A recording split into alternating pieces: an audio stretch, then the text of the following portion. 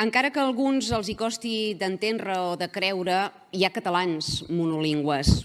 Només ens raonem en una llengua, la nostra, i no la canviem ni per coacció, ni per educació, ni per anar al metge. Som el nostre país i fa 50 anys que en Franco és mort.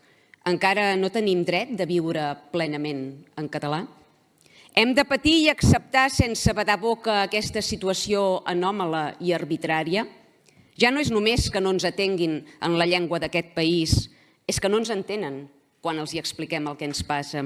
I no és culpa de Madrid, això, aquest com no. Qui ens priva de ser atesos en català als ambulatoris i als hospitals és la Generalitat de Catalunya. Qui incompleix la normativa i vulnera els nostres drets lingüístics no és l'administració espanyola, és l'administració catalana. Una situació indignant que, en comptes de resoldre's, s'agreuja i multiplica atiada per la contractació de professionals procedents d'Espanya o de les seves múltiples excolònies. Quan pensen tenir resolta aquesta situació? Quants dies, quants mesos, quants anys hem d'esperar per poder ser atesos en la nostra llengua? Gràcies. Per respondre té la paraula la senyora Olga Pané Mena, consellera de Salut. Molt bé. Gràcies, president. Gràcies, diputada, per la pregunta. Efectivament, com vostè sap, hi ha diverses iniciatives endegades ja des de l'última part del període del govern anterior fins ara per facilitar l'accés de tots els ciutadans amb la llengua que desitgin a l'atenció mèdica.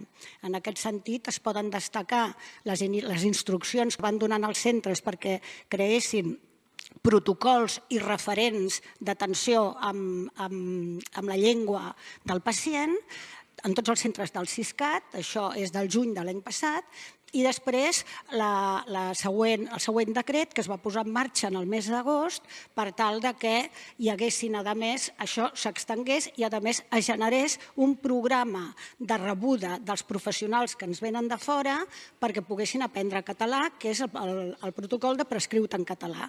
Ha tingut bastant èxit, més de 1.000 persones l'han seguit i més de 800 han certificat els seus coneixements recentment. L'hem tornat a convocar aquest any per tal de poder millorar aquesta atenció en català.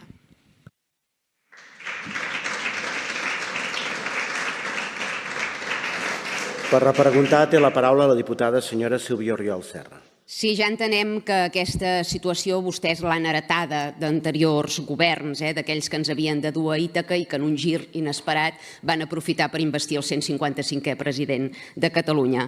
Però comprendrà que la situació és extremadament greu i inacceptable i que oferint cursos voluntaris als professionals estrangers no n'hi ha prou, cal que el català sigui indispensable, imprescindible per poder actuar en l'àmbit sanitari català. No se'ns pot demanar, com diuen alguns, que triem entre tenir el servei i ser atesos en la nostra llengua, perquè nosaltres tenim, com a catalanoparlants, els nostres drets lingüístics i, a més, com a ciutadans, paguem els nostres impostos. Per tant, tenim dret a un servei de qualitat i tenim dret a ser atesos en la nostra llengua materna. Per tant, vostès han de garantir-nos aquests drets i esperem que ho facin el més aviat possible. Gràcies.